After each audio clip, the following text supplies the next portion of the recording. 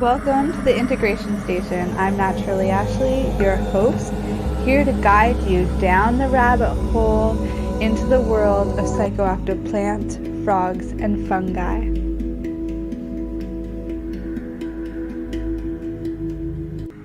Good morning and welcome back to the Integration Station. My name is Ashley, your host. And I'm here with a special guest, Michael Stone. And Michael Stone is the expert when it comes to breathwork, a healing and integration technique, which we're going to dive right into. Michael Stone attended his first breathwork session in 2005 and was blown away by the power of the breath. It was such a life-changing experience for him that it changed his career direction, and he decided to focus his life around breathwork in support of world healing. Michael has a unique way of combining his science background with his breathwork, training, and experience that allows him to create a safe space for participants to open their hearts and have transformative, life-changing experiences. Michael has a BS from the College of Chemistry at UC Berkeley and also knowledge in the field of neuroscience. He started by facilitating holotropic breathwork in 2009 for thousands of people in LA. Then, in 2018, he birthed Neurodynamic Breathwork, NDB, in order to achieve his vision of allowing anybody in the world that wants to experience the benefits of expanded states of awareness to be able to do so from the comfort of their own home. He is currently offering a free online breathwork session to everybody.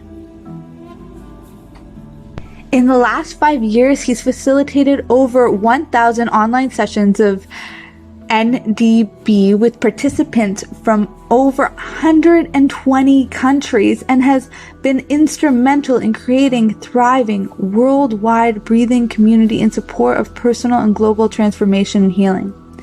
He's also spoken at numerous international online summits with other speakers such as Joe Dispenza, Tony Robbins, Gabor Mate, Deepak Chopra, and others. He is also the co-producer of the first ever expanded States of Consciousness World Summit. So, without further ado, let's dive in and let me share them with you. You're listening to the Pace Radio Network here at paceradio.net. The opinions of the individuals during this broadcast are their own, and may not be the opinions of their group or other organizations they may be involved with. All medical advice during our broadcast is not a medical opinion and should be checked with your medical physician. Hello, you beautiful souls, and welcome back to the Integration Station. I am Naturally Ashley, your host, here with a special guest, Michael Stone. And Michael Stone, well, let me just say, this is the breathwork guy. Okay, we've had other people on here talking about breathwork, but the way that he is working with it is very unique and very powerful. It's all about mind expansion. And today we're going to dive into this modality really deep. And we're going to start, first of all, with his personal story of how he got into this and really made it his entire life, because this is how you're changing the world, through one breath at a time. Yeah, exactly. Thank you, Ashley. And when I was growing up, I would not be a person who you would look at and say, "Oh, this person's going to be interested in breathwork."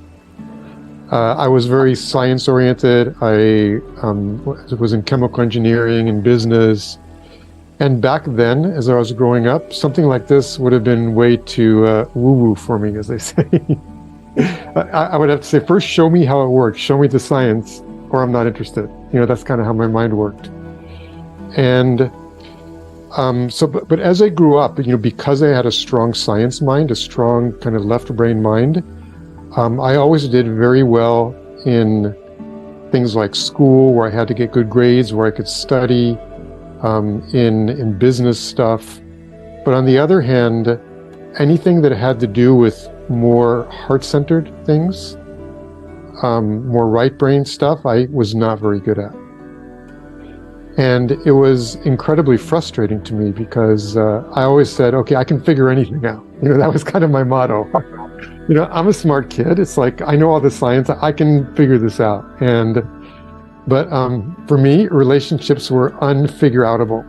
So as I grew up again, I was doing great in my career. I was doing, great in school, but I went through a series of failed relationships. And each time I said, okay, what can I learn from this? How can I figure it out? How can I get it right the next time? But again, another failed relationship. And at that time, I wasn't far enough along in my own personal development to see that the thing in common in all those relationships wasn't the woman. It was always a different woman, but it was the same result. It was me. But I wasn't there yet in terms of my own, realization of how kind of life worked. So I grew up, I was, again, fairly successful in all the things that I tried, but was unable to have a successful relationship. And it started to really bother me because, when I grew up, my parents had a very nice relationship with each other. It was kind of my model of how I wanted my life to be. So I was very clear in my brain that I wanted to be married around the same age that they did it. I wanted to have 2 kids like they did. So as I was getting close to that age, I started to get really stressed out. I'm going, oh my God, I'm going to miss my timing here. This is crazy. I can't figure this out still. And so then at a certain point, I actually did get married. And it was, again, part of it was my unconscious conditioning around this is the time to get married. And it didn't work. I was divorced about a year later. And I kept on going and in that same kind of, good on the left brain side, not so good on the right brain side. And then at a certain point, I met a woman who I was attracted to, but she was still living with her ex-boyfriend. And she, at one point she said, hey, let's go down to Peru. I said, why do you want to go down to Peru? She said, I want to see pink dolphins. Now in my head, I'm going, what is a pink dolphin? But I'm going, well, if she wants to go and I can spend, 4 or 5 days alone with her to see if maybe this is a workable situation, sure, let's go. Let's go see the pink dolphins. And by the way, I did find out later there really are pink dolphins. Yes. So at the time, I had no idea. But I'm thinking, it okay, sounds unbelievable, but it's true. But I was thinking pink dolphins, purple dolphins, whatever, let's go. So, and when we got there, before we went out into the rainforest, and it was in Peru, the woman who had bought some land there to make sure it wasn't torn down or burned down or used for wood to preserve it, said, would you like to have a local shaman go out with you? And so I'm figuring, sure, why not? Bring him along. He was this little guy, about 4'10", didn't speak any English. And so he came out with us. So it was myself and her and the shaman, someone to cook for us and a guide, and that was it. So the first night, the shaman comes up to us and through an interpreter says, how would the two of you like to experience this religious tradition that we have down here, this experience? And so I never say yes to that kind of stuff. I always have to know exactly what I'm getting in for. That's kind of like my science head. So I asked him, well, what's involved? Again, through a translator. And so he said, oh, it's very simple. I just go out into the rainforest. I find these vines and these leaves. I bring them back. And I take this big kind of pot and I boil it all up and you drink it. And then you have your experience, your ritual. Now, my first reaction to that is, you have got to be kidding. We're in the middle of the rainforest, like a 4-hour canoe ride to civilization, and you're mixing, just randomly grabbing this stuff and I'm going to drink it. I'm used to chemical engineering where you put 0.52 grams of this, 0.62 grams of this. It was completely against my conditioning. But the woman I was with was going, yeah, we got to do this. This sounds fun, And so now I'm having this kind of brain fight between different parts of my brain. This one part that's going, this is unsafe, don't do this. You could die, who knows what's going to happen. And the other part going, you've taken a week out of your life to see if this could possibly work with this woman. She's going to think you're a complete wimp if you don't do this. And this is done for the week then. And so that was like really my first breakthrough, where I just did something spontaneously, putting aside like my kind of thinking mind saying, don't do this, and said, okay, let's just go for it, see what happens. And I kind of figured, okay, I've had a good life. If I die, at least it's in the rainforest. It's beautiful around here. Let's see what happens. And as you probably figured out by now, it was ayahuasca, which I'd never heard of, had no idea what I was getting into. But I had this amazing experience. And it was the first time in my life that I really felt safe in the world. I'd been growing up and been in the world like I have to kind of protect myself on some level, like the universe was happening to me, not for me. That was kind of how I saw the world, my own internal lens. And I had no idea why. And I didn't even think of it as a lens. I didn't think there was any alternative. It was just who I was. And I got my first glimpse of the possibility that that's not the way the world really works. And I felt like this dissolution into the universe. At one point, I felt myself in the body of the fish kind of swimming around and saying, oh, this is what it's like to be a fish. And after this experience, I'm like, oh my God, this is crazy that I can have this experience by just drinking this, whatever it is. And I saw that it definitely a healing had happened on some level. And so when I got back to the United States, I said, okay, if this can happen with a substance, the receptors have to be there in my brain. So there must be other ways to kind of activate or access those receptors. Because I'm not going down to Peru every week. That's not going to happen. So that sent me on a journey of trying to find another way to have these experiences. And it ultimately brought me to breathwork. And so I looked at all these different kinds of breathwork. And the first thing I always wanted to know was, okay, how did the creator of the breathwork, how did he create it? And the first one that I investigated, I read somewhere that he said, oh, I got this download from the universe one day. I'm going, not for me. And finally, I landed on a modality that's called holotropic breathwork.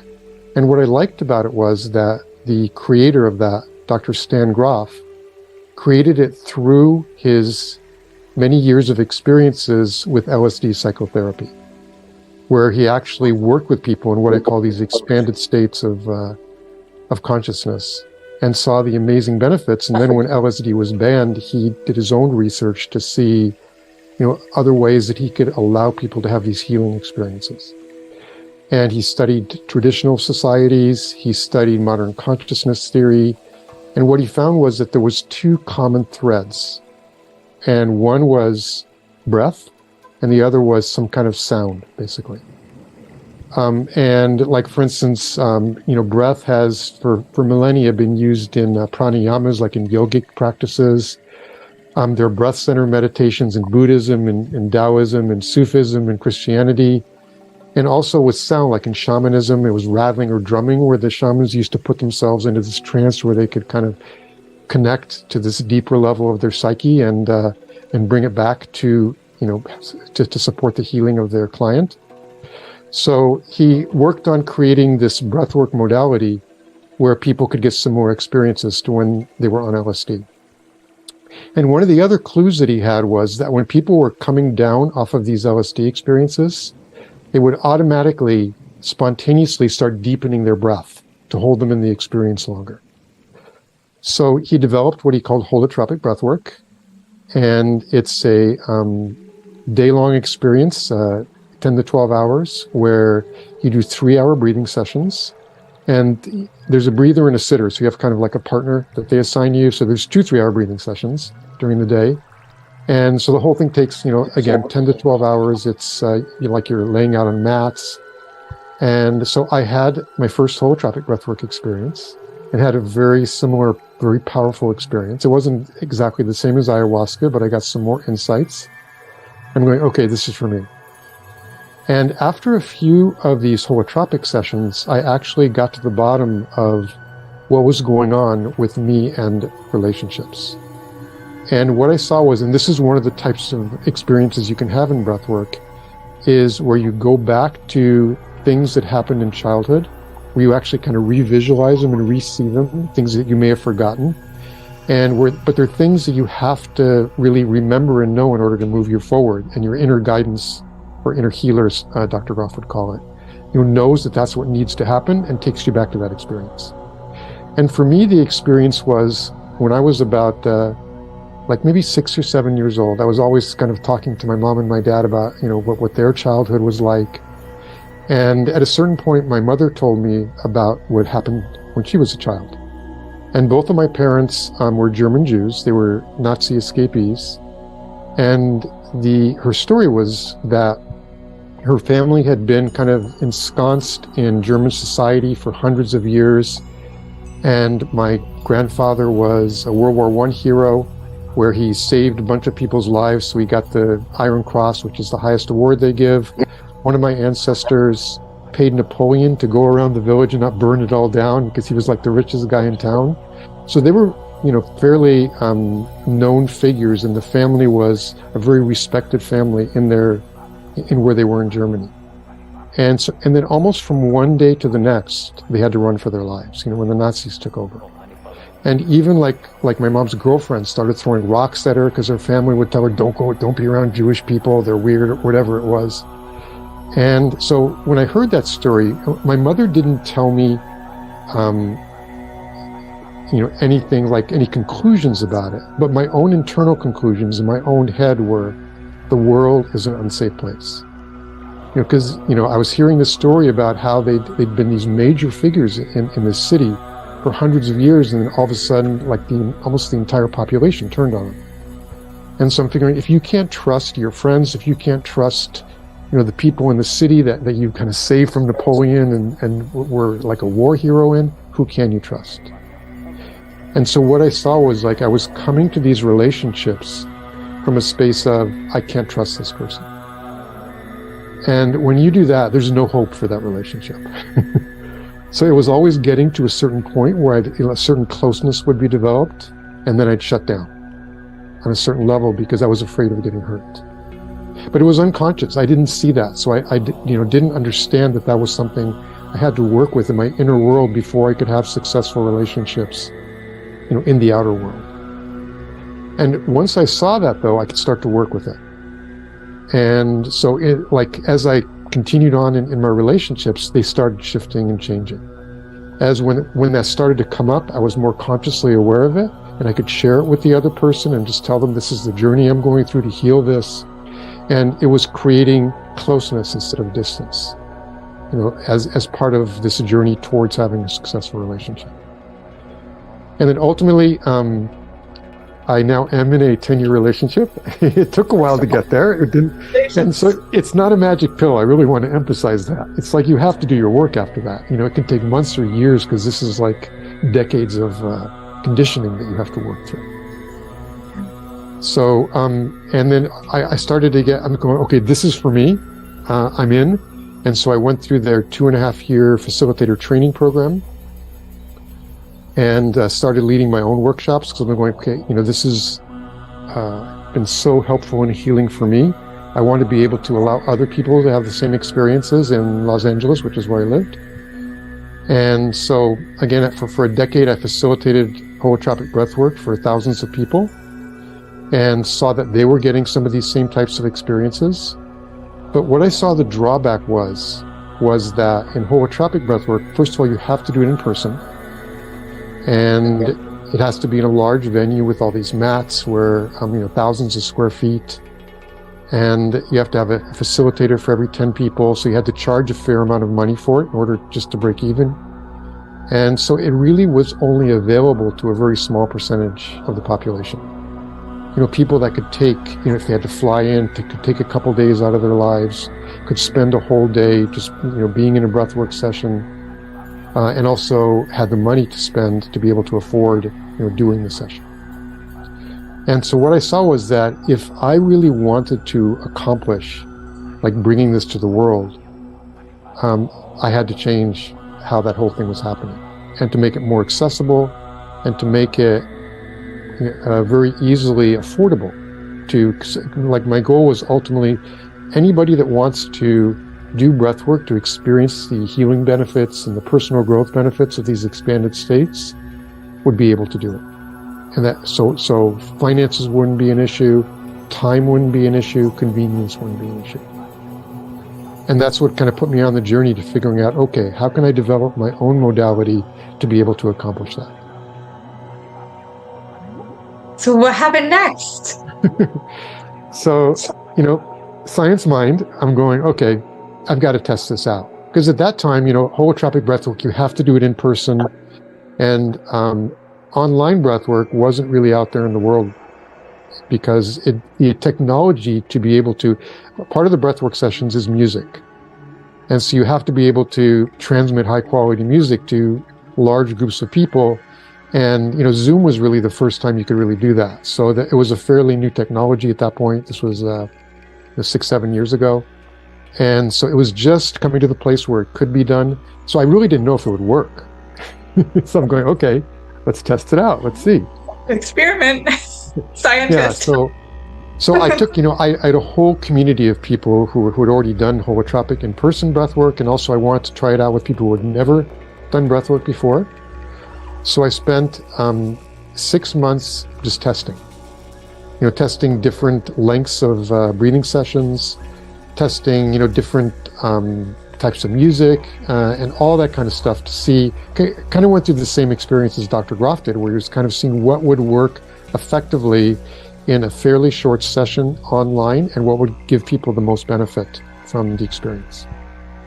And, that's ultimately, so after 6 or 7 months, I figured out that basically it could be done what I was trying to accomplish, it could be done in a 1-hour breathing session. And it did totally work online. People reported many of the same experiences that I'd seen in the in-person sessions. And, it was just critical that they had an introductory talk so that they knew what to expect.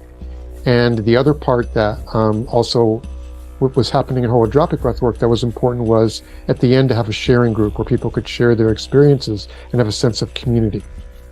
Yeah. So, intro talk, breathwork, sharing circle, and it totally worked. But then I kind of hit up against a roadblock. And the roadblock was myself and my own condition, in the sense that I started to have, many times when we get into an uncomfortable situation where we're taking a step beyond our comfort zone, a lot of unconscious conditioning comes in about why we can't do it, about why it won't work. And, all these things that keep us from really stepping out and stepping into the unknown. And the same thing happened to me. And so my first, this kind of internal thinking pattern was, Michael, what are you thinking? You're like in your 60s, online businesses are for kids. Are you kidding me? You're never going to be successful at this. You can't figure it out at this time in your life. So that was kind of the first little thinking pattern. And then the second thing was, Michael, you don't like social media. You're going to have to dive into social media and really be out there in the world. And which was totally true. It's like with Facebook, when it first came out, and it was so popular, I'm thinking, okay, there's got to be something to this, so I'll give it a try. So I joined Facebook, and I got into it, and I'm going, okay, let's see what people are posting. And after about a week, I'm going, what is going on here? All I'm seeing is what people are eating, pictures of their food, and pictures of their pets, funny pictures. Yeah.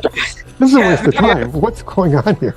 So I said, okay, this is not for me. And the third thing is, even with, I really like to be in my own space and not kind of the way I saw it, like be bothered in my off time when I wasn't really working. So at that time I had finally had gotten a phone, but it was a phone it was like a flip phone, where it was like if you wanted to text somebody, if you wanted to do a C, you had to push the number 1 3 times to get to C. So it took half an hour to write a text. And so I just wanted to kind of not be in that whole world where people could get a hold of me, morning, day and night. And so I saw that I'm going to have to get over this. This is not going to work unless I can push through this resistance to being more open and vulnerable and being out there in the world and being available. And what ultimately happened was, and this is part of what the benefit I got out of breathwork was, I had really seen in some of my later breathwork sessions that everybody, I feel, has a contribution to make to the world, and it's unique to them. It's something only they can bring based on their background, the struggles they've gone through, what they've learned. And for me, what I saw was that one of the things I was very good at was being able to hold space for people to feel safe to have these deep healing experiences. And that was what I wanted to contribute to the world. And so once I saw that that was my purpose in life, to do that, and in breathwork, in neurodynamic breathwork, which is what I created, more than half of the people report that they actually get more in touch and more clarity on their purpose in life, which is incredibly powerful. And once I saw that, I'm going, okay, all these like thinking patterns, they're not going to stop me. This is bigger than that. This is more important than feeling uncomfortable or, these thinking patterns that are holding me back. So I just kind of dove in. But it was a huge leap for me. But it was like, once I saw what my passion was in life, nothing was going to hold me back. And, now, 5 years later, there's 65,000 people in our community. It works amazingly well, and having many of the same results, not only as the in-person breathwork, but also many times people have similar results with also when they work with plant medicine or psychedelics. And it works in a similar way in the brain in many ways as when you take those substances. And people can not only have those types of experiences, but there's actually a wider range of experiences you can have in breathwork because it's just through, it's very, naturally brought up just through breathing deeper and a little bit faster than normal and listening to music. Oh, this is all so exciting. Oh, thank you, Michael. And, I love what you're saying here about it moving past those fears. It's like you hit that moment of, it's not about me. It never was, it never will be. I got to do something about it. And you did. And I'm so glad you did. I think we should just cut to commercial right now. We'll let our sponsors share some of the amazing work that they're doing, and we'll have you right back to dig into some of the science and also your unique way of doing breath work, so those listening can really tap into this too. And you guys are going to want to stay tuned as well, because he's going to give a sample later on in this show too. So stay tuned. We'll see you back here in just a couple minutes. Bye for now. You're listening to the Pace Radio Network here at paceradio.net. Cannabis edibles are an effective way to manage pain and other ailments, especially when you deal with your trusted partner, Legacy 420, in Tyendinaga Mohawk territory. You see, we lab test every product on site to ensure proper dosage every time, which is critical when consuming cannabis edibles. All Legacy 420 edibles are made by our classically trained baker and chocolatier, and we also have super tasty vegan options. Our baker has been in the industry for 25 years. She's also a chocolatier. Everything from savory to sweet, your chocolate bars, brownies, butter tarts, you name it, we make it. Talk to our knowledgeable Cannatex about our incredible variety available. Give your trusted partners a call. Legacy 420 out on your road.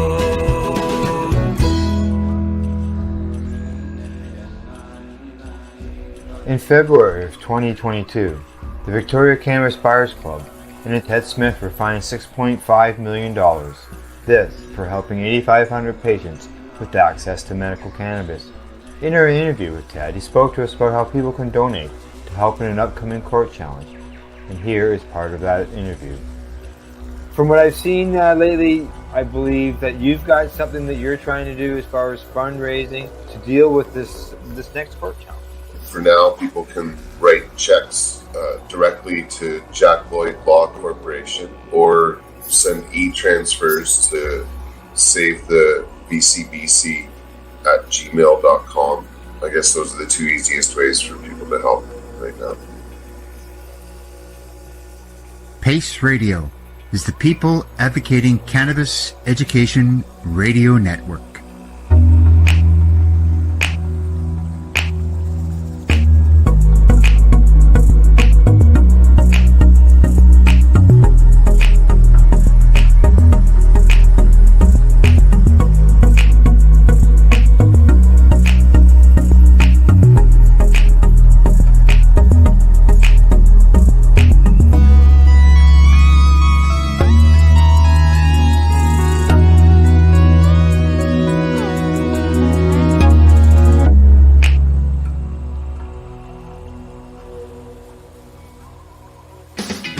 Enjoy the buzz of legalization with Campbellford Lifestyle Shop. From lights to plant nutrients, books, consumption accessories, and more, we've got all your basics to grow or consume cannabis. Visit our info center or take a look at our piercing services and body jewelry, now available in-store through Campbellford Lifestyle Shop, 17 Bridge Street West, Campbellford.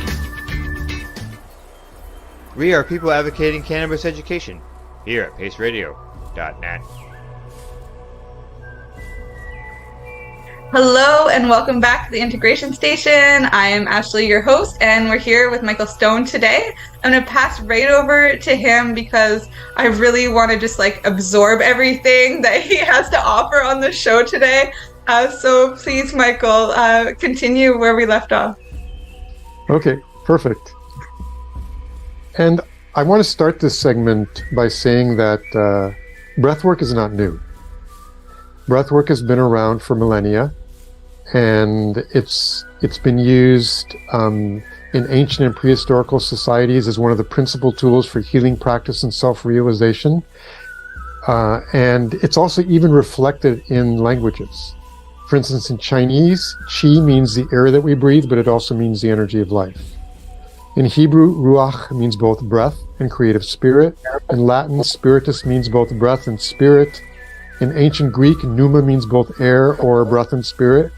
So again, this is not like new knowledge. What's different now is that it's been adapted so that people in modern society that are busy and doing other things in a way where it can still be of benefit in modern society. That's really what more of the innovations have been about recently. So just taking these ancient practices and bringing them up so that they're as effective as possible in today's society, the way people are right now. Yeah, and we need them now. We forgot for a while, but that's why it's so needed. And it brings back so many other memories, those breadcrumbs from our ancestors. Yes, exactly. And it's interesting that breath is really the one thing in our body that we have total control over. Most people have very, very little, unless you're like a yogi, have been working for decades and decades, control over what's happening in their internal, in their organs, and all that kind of stuff. But breath, we do have control over. And my personal philosophy is that if we can have an experience through just using the breath, then we're meant to be able to have that experience, or our human body wouldn't have been designed like that. So that's one of the things that I really tune into, where something just through a very natural way of working with breath and with sound, in this case music, that you can have these incredible experiences that in many ways bring us back to who we really are. And go beneath all these layers of conditioning that we've grown up with, and that are really unfortunately part of who we are right now, because we've lost touch with our inner being. And it's almost like a hypnosis that we go through when we grow up, a societal or cultural hypnosis, where we're trained that, first of all, we can't be happy unless we buy something. And it's like, oh, you're not happy now, but you'll be happy once you buy my car or buy my 60-inch TV or do this or do that. Then you'll be happy. And so they're kind of training us that we need to give away our power, where we can't be happy just with created internally, that we have to have something in the outside world that creates our happiness, that creates our joy. And it's totally not true. And in fact, if you look at it, it's kind of, when you take a step back, it's kind of obvious, because let's say someone cuts in front of you in traffic. One person will be super upset, the other person won't be affected at all. And it has more to do with the meaning that you create out of it than what actually happens. So it's really not what's going on in the outside world. It's more about what's happening in your inner world that creates your emotional states, that creates your joy, that creates your happiness. And that's part of what you start to learn and start to really see very clearly in breathwork, how you can actually create the outer world that you want by doing your inner work. It's beautiful. So, yeah, that's why I just love it so much, and why I really believe that this is a modality that can if enough people can do it, it can really change world consciousness and create some of the changes that we need in the world today in order for the planet to survive. So that people get more in touch with their connection to the planet, and where they to start to treat it with the reverence that it really deserves, the natural world. Yeah, I find it is so important to note too. It's like we can go quite a while without food. There's some fasting experts that have their participants go 40 days. There was a woman once that said she wanted to go 41 just so that she could beat the guys. And we can go quite a while without water too. But breath, we can't. It's like 3 minutes tops on average. So this is really important life stuff. These are the important life skills, and the benefits are limitless. Yes, exactly. And the other thing I want to mention is, obviously breath work is not the only pathway towards experiencing what I call these expanded states of consciousness. For instance, plant medicine, which you work with quite a bit in your podcasts, is another pathway. Psychedelics, some people like meditation, other people like being in the shamanism zone. And some people like even now with psychedelic assisted therapy, that's another possible pathway. And there's no better or worse pathway. Everybody resonates with different pathways. Sometimes it's very nice to use them like to do one then the other. So it doesn't mean that if you do breath work, that's the answer to everything.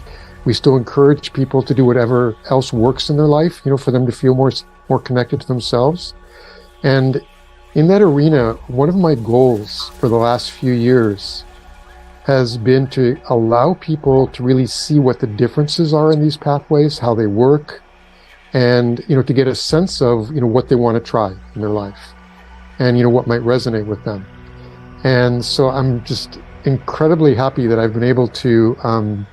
I started working on this 7 or 8 months ago with another person to produce a online summit where we've gotten all of the experts in all of these fields of methodologies to experience expanded states of consciousness, brought them all into one place in one summit, and we call it the Expanded States of Consciousness World Summit, and the URL is just expandedstatesworldsummit.com, where it's all free. So anybody that's interested can experience it. And we have people that everybody has heard of, and some that you haven't, like Paul Stamets and Wim Hof for breathwork. There is a breathwork track. Deepak Chopra, and many others that all are basically we're going to have a conversation with all these people, and where you can really get their wisdom and everything that they've learned over all the years that they've been in these areas, and it's all in one place and over a period of 9 days. Yeah, it's so powerful. And we have been sharing that out a little bit. I'm also going to make sure to link it all in the description below too, as well as some of the meditation offers that you've put out there, because you offer a free one to everybody, which I think is wonderful. Yeah, one of the important things is that I can talk forever about something that's experiential, and ultimately you're still kind of analyzing it through your head. So with experiential things, the only way to really know if it resonates is to give it a try ultimately, and see how it is for you, and to see what benefits you get out of it. So on our platform, breathworkonline.com, we offer everybody a free session just to try it out and see if it's something that they want to continue with. And then if it is something that you resonate with, we do actually 5 or 6 live sessions every week. So people can turn it really into a practice, like a yoga, and take it to the next step. Get that accountability. Yeah, exactly. And that's one of the really things that's different about neurodynamic breathwork, which I developed, in that it's fundamentally based on self-empowerment. Most breathworks that are out there, and there are quite a few, there's some level of direction from the facilitator. So the facilitator will either say breathe deeper or connect to love or whatever that is.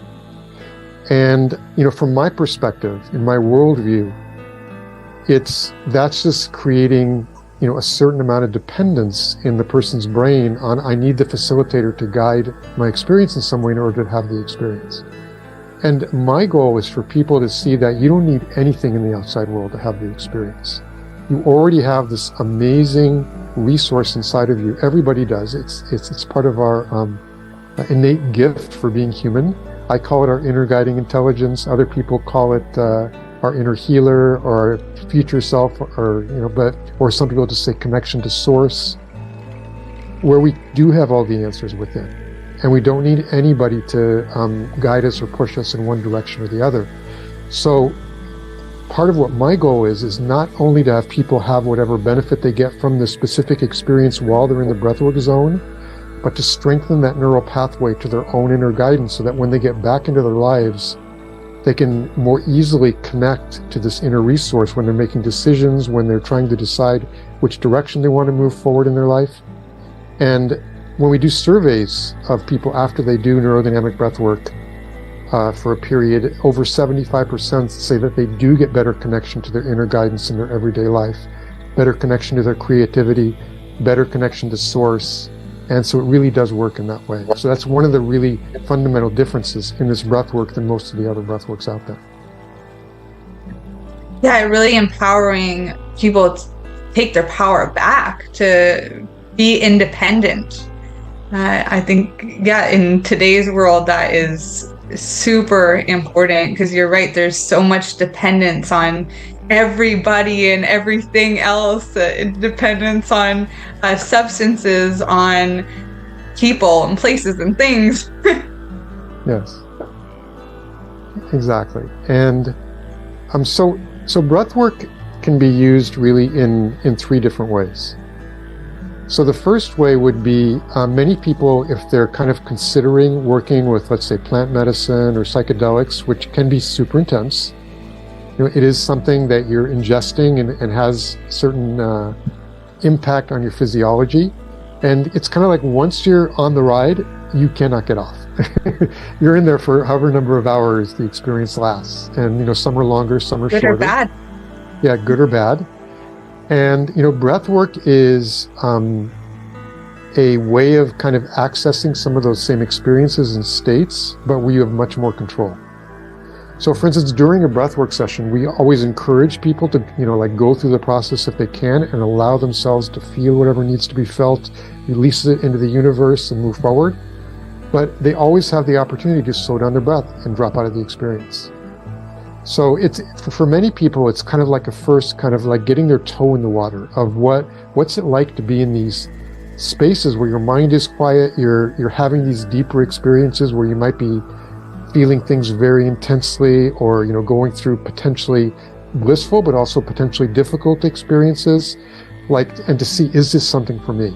Is this something that I'm really willing to process through and to take to the other side? And so many people, it's kind of like can be a springboard towards these more intense experiences that you can get in plant medicine or psychedelics. So that's one way that people use breath work.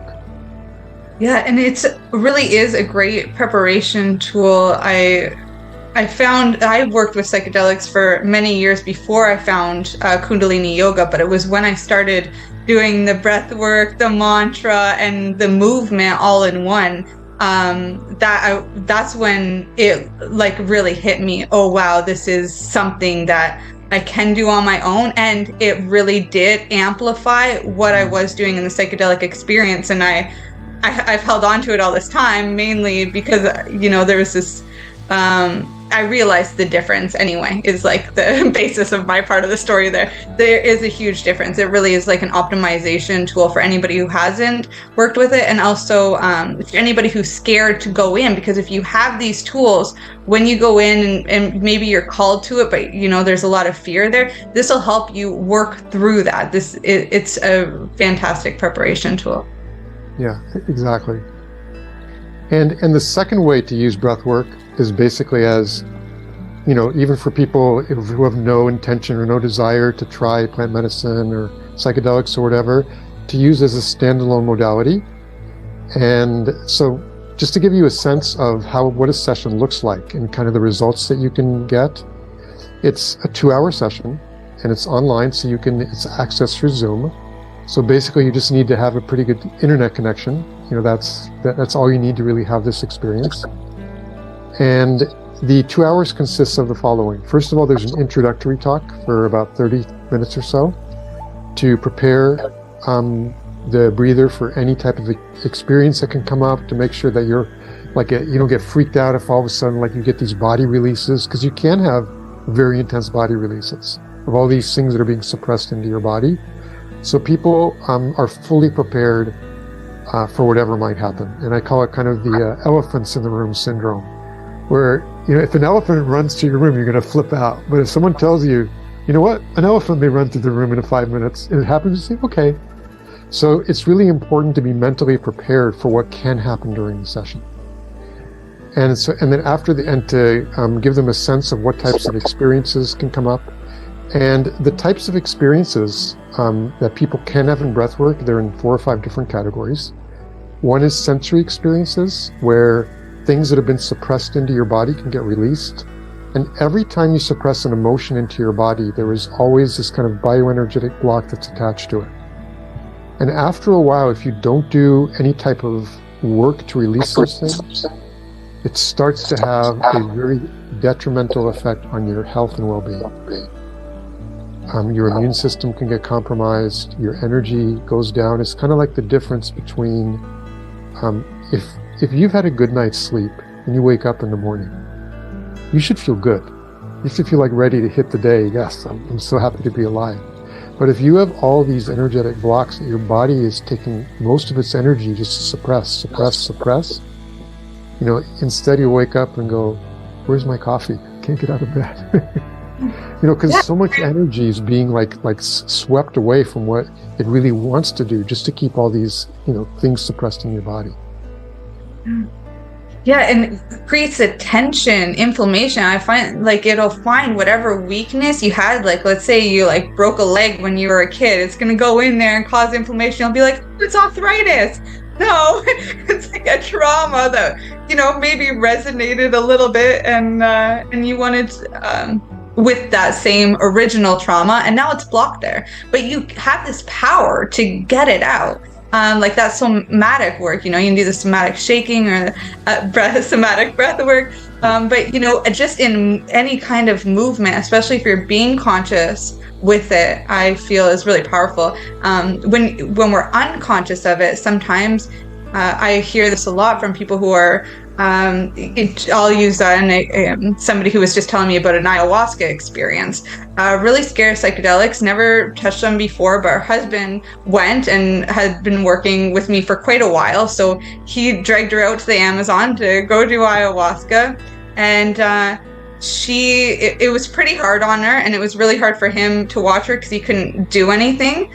But when she came out, she said that the biggest thing that came from it was that she was holding her breath her whole life. The whole reason for her anxiety, holding her breath.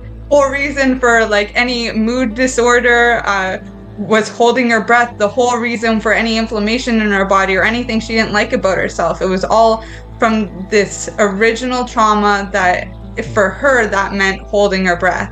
And when she saw that, she freed up so much. And now all of those therapists she was paying for were cut off, but her breath is back. She cut that off for a very long time, and I hear stories like this consistently. I'm sorry if you're listening that I'm sharing your story, but I won't say any names. No, that's a great story.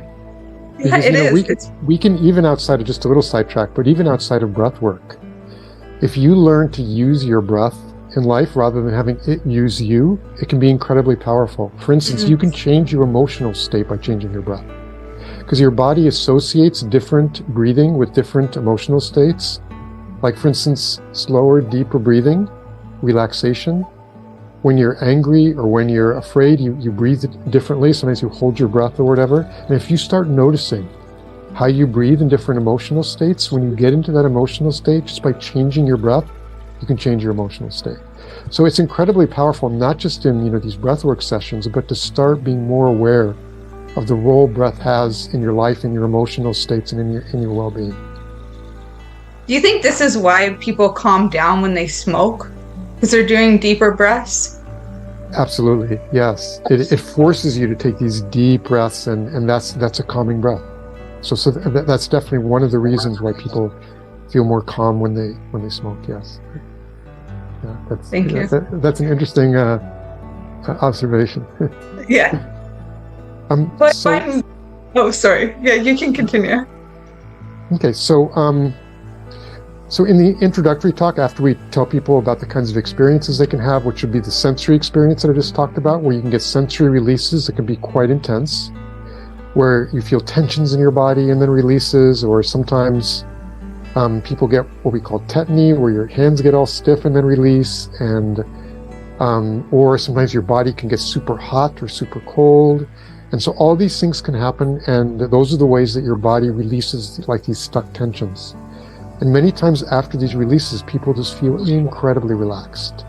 Like, oh my God, I haven't felt like this in my body for decades. And many times, like the first time people do breath work, it is a body release, because your inner guidance knows what needs to happen. And it knows what you're ready to experience in any given session. And it's not going to bring up something that you're not ready to work through and that you're not capable of working through. You know, that's another really different thing than psychedelics, where it's kind of like this oil gusher. It all kind of comes up. And so what you're getting is kind of what's appropriate and important for you to have in that moment. So if you have breath work today or tomorrow, it'll be a totally different experience, you know, depending on what's up. So many times the first layer of the onion are these sensory releases.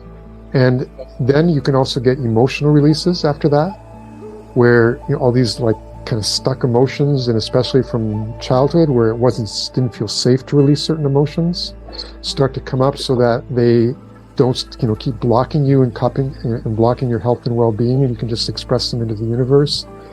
Sometimes people get visuals, just like psychedelic experiences, where they can either get like just colors and fractals and stuff, or you can actually go back into your childhood, like I did, and re-experiencing things, but seeing them from a different perspective, from a more empowering perspective, where you actually see things that you can bring into your life and change your life with, or see them from a different perspective, where you thought they were like traumatizing, but you see you actually learn something from the experience that's actually you can use to support you, a skill set that you developed in your life.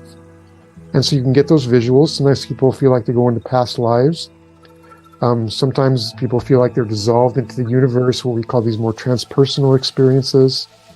Or just kind of connected to the universe, connected to everything that is, or feel more self-love, or feel just more connection to themselves or to other people in their lives. Sometimes people can feel like they re-experience part or all of their birth process, which is the biggest trauma that you'll ever have in your life. It's kind of like this fight for survival. So all of those experiences are available, and the one you get in any given time is just what you need in that moment. And so we advise people, let go of expectations. Don't try to figure out what needs to happen. Just let go, trust, surrender. And that's what, you know, part of what makes breath work, or, you know, this type of breath work work so effectively, is they start to learn to trust themselves more. And, you know, that's one of the things with trauma, and everybody has had some level of trauma in their life, is that one of the unfortunate side effects is that we lose trust in ourselves because something happened that we couldn't handle. You know, the same thing can happen to two people, and depending on your resources, for one people it can become a trauma, and for another person it won't, because they were able to handle it and work with it. But if you can't handle it, you get this kind of unconscious thinking pattern: I can't handle everything in life. And so it's difficult to fully trust yourself after that. And one of the things that happens in breathwork is, as you start to connect to this inner guidance and start to see that it is bringing up things that afterwards you feel better, you feel more connected, you feel more whole, you start to redevelop that self-trust, and you're much more capable of working with like the trauma that may have happened in your life, and start to trust yourself more in terms of moving forward in life, and in, you know, this whole sphere around self-empowerment that we were talking about. Allow yourself to feel more self-empowered and look within for the answers, again, instead of looking into the outside world to solve your problems and to fix you, so to speak. And so that's like we also talk about that. And then Afterwards, we dive into the session. It's a 1 hour breathing session. And again, during it, like there's no direction. It's all guided from within, from your own inner guidance. And we get people started with this breath work where it's a deeper breathing, a little bit faster than normal, connected breathing. And that creates certain physiological changes that support you diving into the process. And when they do fMRI studies, people who are doing breath work, the original studies were in holotropic breathwork and psychedelics. In some ways, the actual changes in the brain are very similar. And part of what happens is, like in breathwork, when you're breathing deeper and a little faster than normal, it changes the alkalinity of your blood. Because basically CO2 is being depleted, and when your body recreates the CO2 to bring it back to normal, the chemical reaction is an alkaline reaction. And what that does is it ends up where there's certain areas of the brain that show less activity, when they check with fMRI. And one of the areas of the brain is called the default mode network. And that's the same area that shows less activity during psychedelic and plant medicine sessions. And part of that is the frontal cortex. And when there's less activity there, it kind of quiets the frontal cortex, or the thinking mind, and allows you to kind of dive into these deeper experiences, because your chit-chat mind is not kind of interfering with you getting into these deeper levels of your psyche. And clearly, in the same way that your body is designed to heal itself, it's like you don't need to figure out what to do when you get sick or when you have a cut. Your body just knows. And in the same way, your psyche has this drive towards wholeness, healing, and well-being, or human beings wouldn't be around anymore if that didn't exist. So it allows you to connect to that quiet little inner voice that, is designed to move you towards healing and wholeness. And so again, like the science in some ways works similar in breathwork as it does in psychedelic sessions. And in breathwork, along with that, you also get two other factors that support the process. The first is, one of the instructions is to, again, let whatever wants to happen, happen. If something wants to come out, don't get in the way. Don't try to figure out if it's the right thing or the wrong thing. Just trust and let it process through. And what you say to yourself, your self-talk, is incredibly powerful. And that's not just in breathwork, in life. And so when you tell yourself, this is okay, I'm going to, not suppress, I'm going to let whatever wants to happen, happen, that's exactly what happens. And so that openness, that non-suppression, is another thing that allows these processes to be very, very, very powerful. Because normally in life we suppress.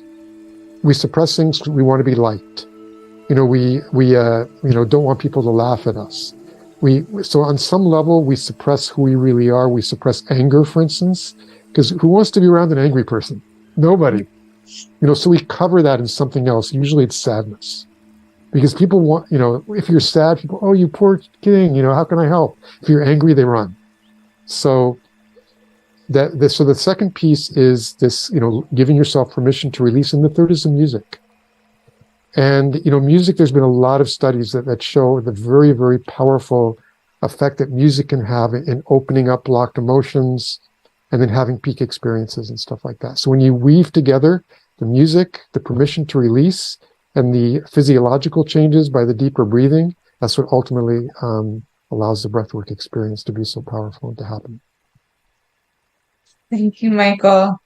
I'm going to take some time to just meditate on all of this here. I'm going to share our sponsors and invite all of you guys to take a few minutes and maybe practice your breath work, or, take in all of what was shared here.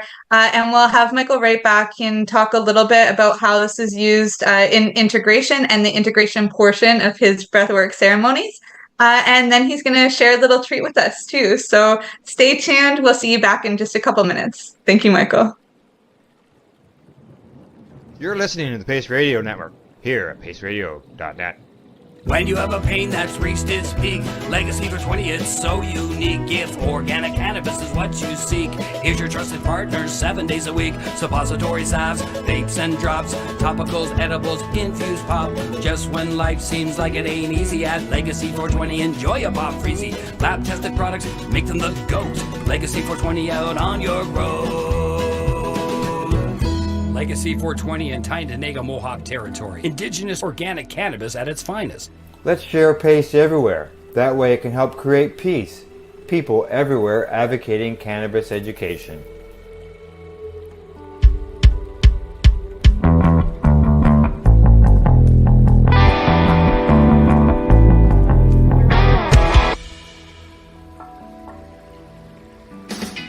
Enjoy the buzz of legalization with Campbellford Lifestyle Shop. From lights to plant nutrients, books, consumption accessories, and more, we've got all your basics to grow or consume cannabis. Visit our info center or take a look at our piercing services and body jewelry, now available in-store through Campbellford Lifestyle Shop, 17 Bridge Street West, Campbellford.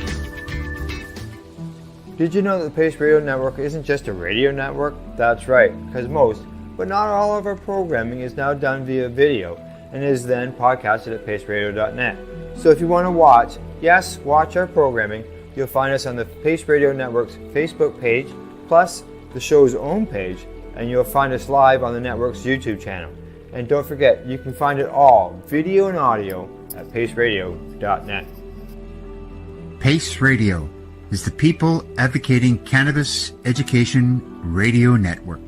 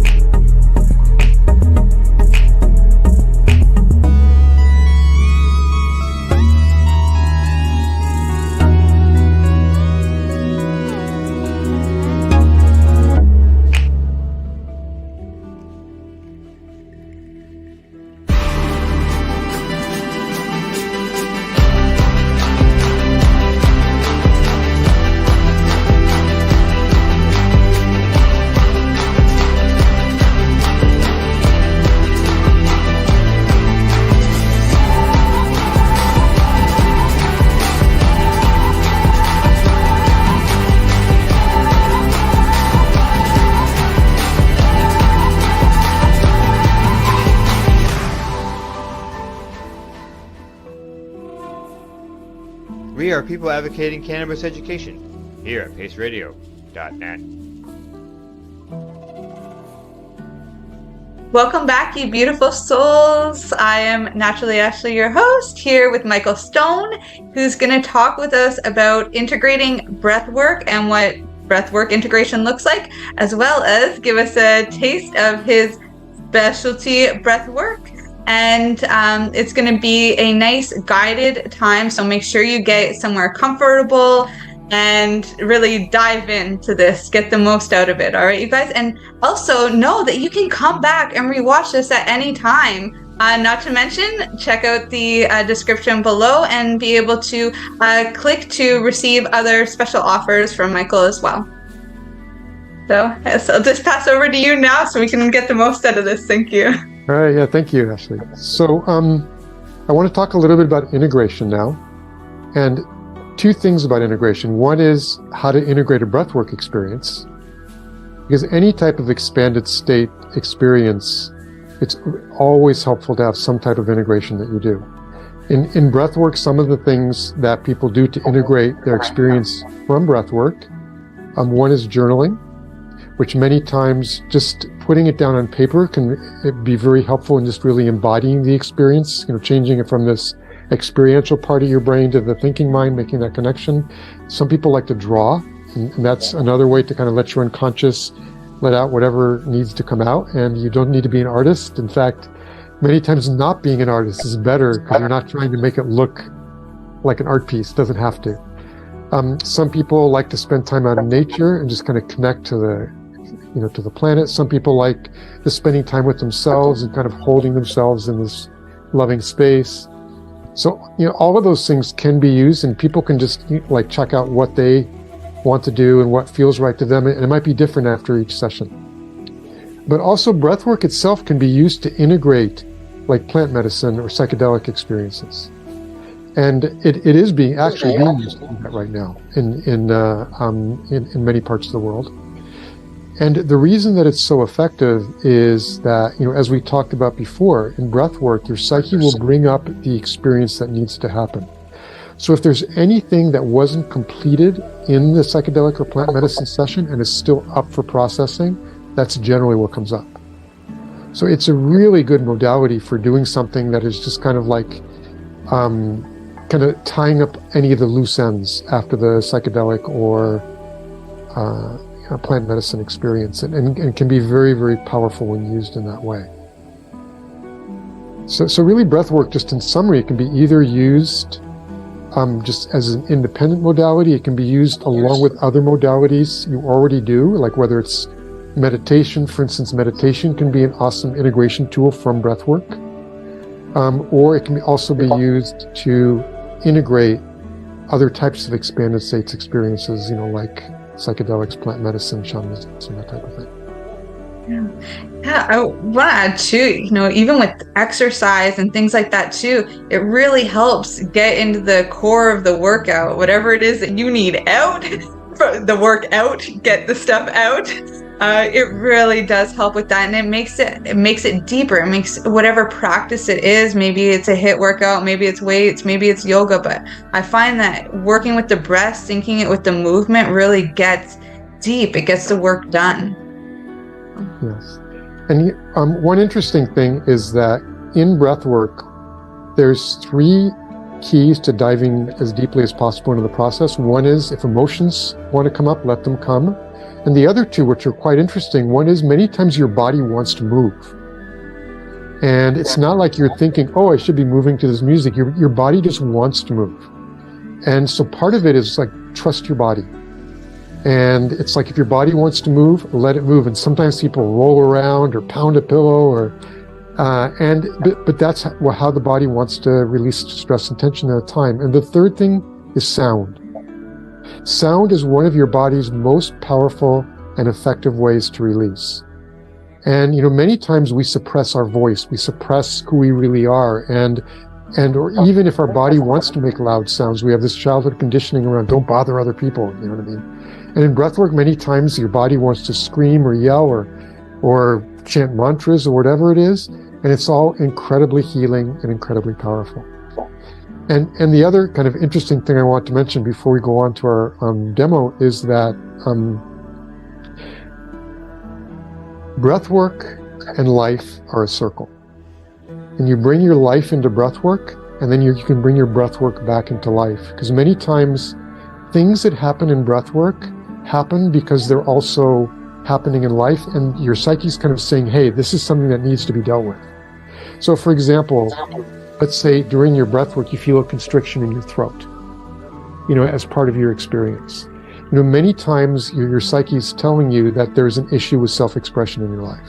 Because, that's one of the kind of chakras or centers around self-expression, around speaking. And it's kind of telling you, look at, are there areas in your life where you're not being fully self-expressed, where you're not being who you truly are, where you want to say things, but you don't because you don't want to look bad or whatever. And maybe you might want to look at those and see, maybe you're just willing to take one step further into being more self-expressed.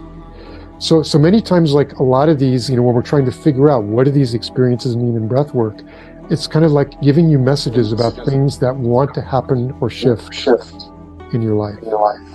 So it's just this beautiful circle. Bringing your life into your life, your breath work into life. Yeah. I really like that. Okay, so I'll just go into a little experiential piece of the session now, and so this is going to be just a very, very small taster session. We're going to do about 6 minutes of breathing. As we said, the regular breathing is about an hour. So this is really just an opportunity to see whether just a few minutes of breathing, do you feel any shift in how your body feels, in terms of, do you feel more relaxed? Is there anything that shifts just with just a very small taster session, a few minutes of the breath?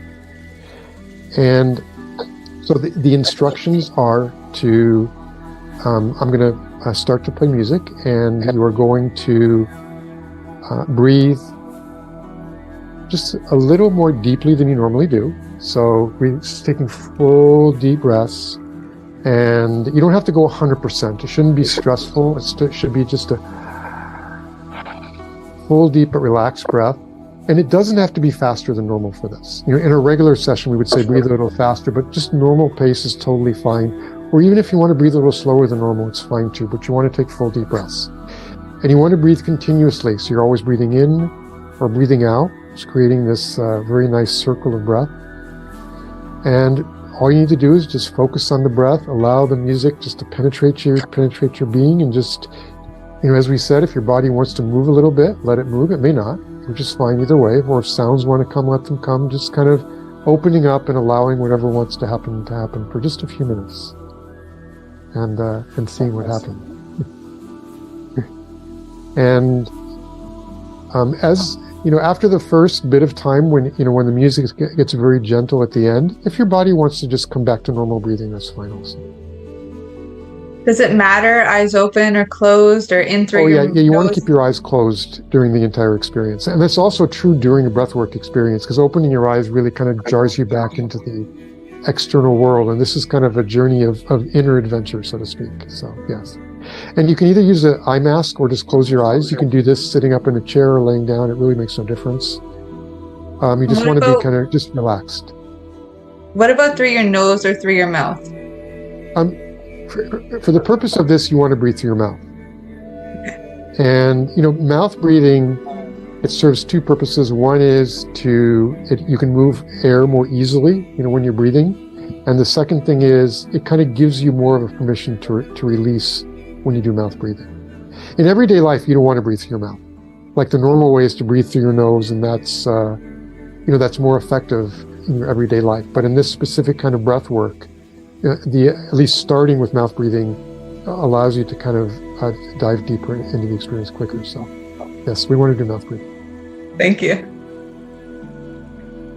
So, okay, so just give me a moment to get this lined up here.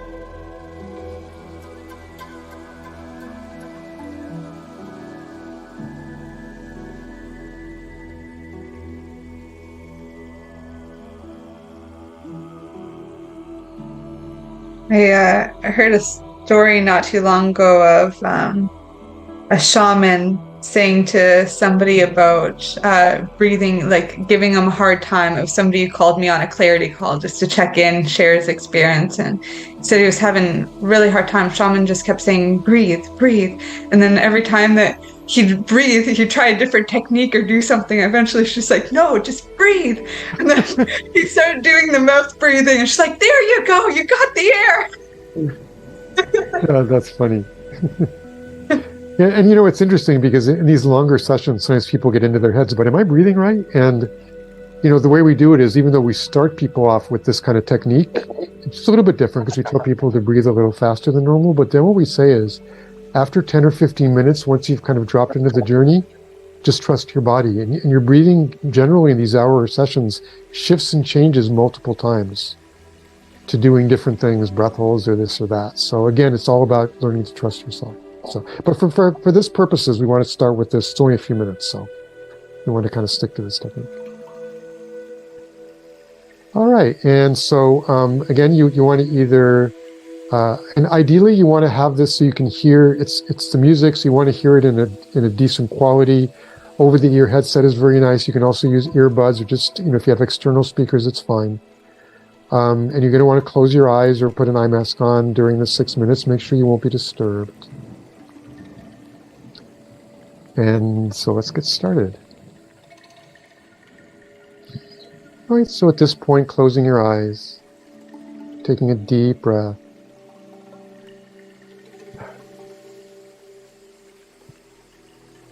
Right, and Ashley, you might want to mute yourself for this, just so.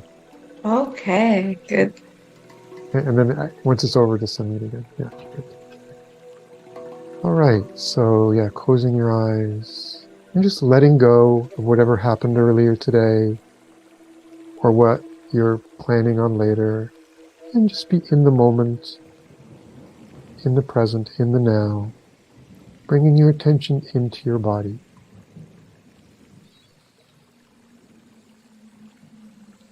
And now we're just going to be doing a short body scan. So just bringing your attention to each body part one by one and seeing if there's any tension you can release. Just starting from the feet and going through calves, torso, belly area, head and arms, and releasing any tension that you can.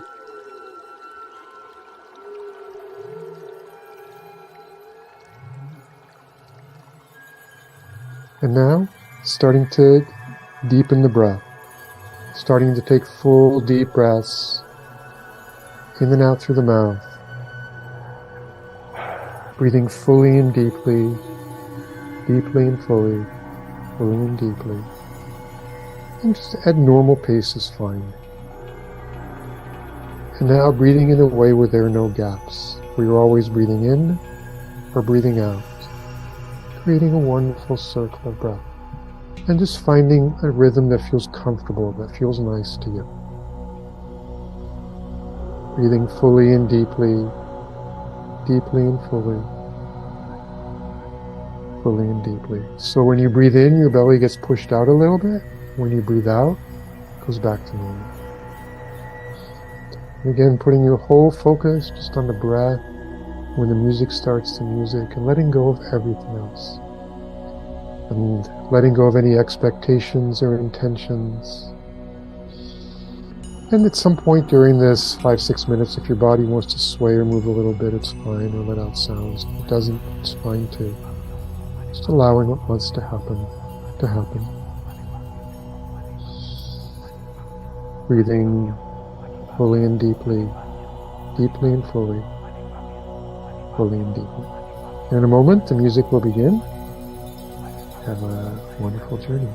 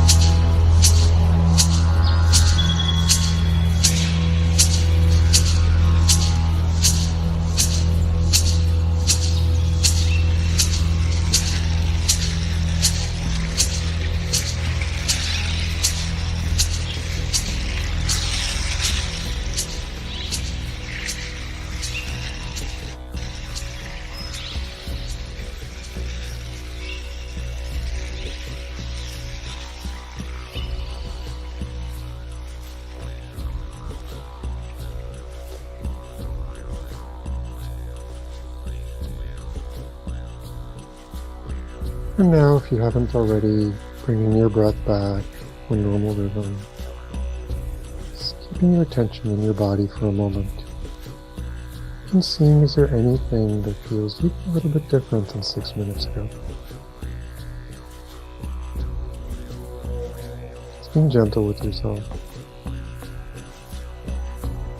And if it feels right, if you want to, you can kind of connect to the healing energy of the planet to your feet. Just allow yourself to just do that.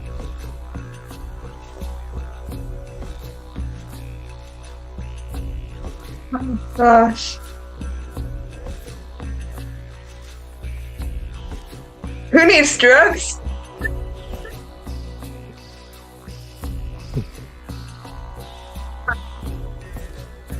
So that was a little 6.5 minute taster. So It doesn't take long. no, it doesn't. I went through a lot in that time. I felt like a heat in the beginning, and then I felt a cooling go into like all the tension. You know how like I would never use this stuff nowadays, but like back in the day, you'd put on like that cream if you got like tension, and it's like an ice cream.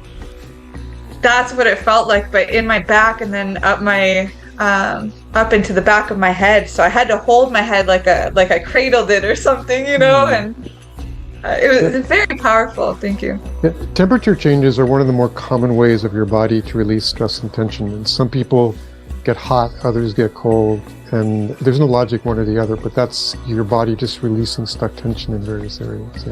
Yeah, and it was really specific about where the area was. I'll full disclosure, I don't often get sick, but I'm going through a lot of transformation in my life right now. And after I went shopping with my son today, I felt sick, like really nauseous, but it wasn't from the gut, it was right from the solar plexus. So I knew, obviously, I have to make decisions, and that takes willpower. But when I felt the cooling, it was very much moving the energy from the back of my body, not the front, like how I felt it earlier today, but it was all in the back, and it really did push it up, and it was very specific on the areas where that cooling was. So it's very, very special, this practice. It's great medicine. Yeah, it's a very, very natural medicine. Yes. And just to close, I just wanted to say, like some of the benefits that people report doing neurodynamic breathwork, like 89% relief from anxiety, 84% relief from trauma, 75% better access to their inner wisdom or inner guiding intelligence, 67% release from depression, more connection to intuition, better connection to source, better ability to relax. Like many people also release of grief, a more common peace in their life. So there's just all these different benefits that people can get some or more than one of, really depending on what they need in the moment, what's ready to come up and what's ready to be processed. And that's why we also tell people, don't try to push a certain experience, because you may not be ready to process it. And it's all about trusting yourself, trusting your experience, trusting your inner guidance, that again, then you can bring more self-empowerment into the world and start trusting your own intuition and creativity more in everyday life. It's just very beautiful the way people just kind of like, as I see them over a period of weeks or months or years, they're like flowers opening up in the morning sun. It's just beautiful to watch their transformation in the session. You're listening to the Pace Radio Network here at paceradio.net. The opinions of the individuals during this broadcast are their own, and may not be the opinions of their group or other organizations they may be involved with. All medical advice during our broadcast is not a medical opinion and should be checked with your medical physician. When you have a pain that's reached its peak, Legacy for 20, it's so unique. If organic cannabis is what you seek, here's your trusted partners 7 days a week. Suppository salves, vapes and drops, topicals, edibles, infused pop. Just when life seems like it ain't easy, at Legacy 420, enjoy a pop freezy. Lab tested products, make them the GOAT. Legacy 420 out on your road. Legacy 420 in Tyndonega Mohawk territory. Indigenous organic cannabis at its finest. What do you find at paceradio.net? People advocating cannabis education. Enjoy the buzz of legalization with Campbellford Lifestyle Shop. From lights to plant nutrients, books, consumption accessories, and more, we've got all your basics to grow or consume cannabis. Visit our info center or take a look at our piercing services and body jewelry, now available in-store through Campbellford Lifestyle Shop, 17 Bridge Street West, Campbellford. Are you a cannabis content creator? Are you looking for a place to have your content seen? If you answer yes to both questions, then you need to check out cbgtv.com. CBG TV, broadcasting to a worldwide audience. Find us at cbg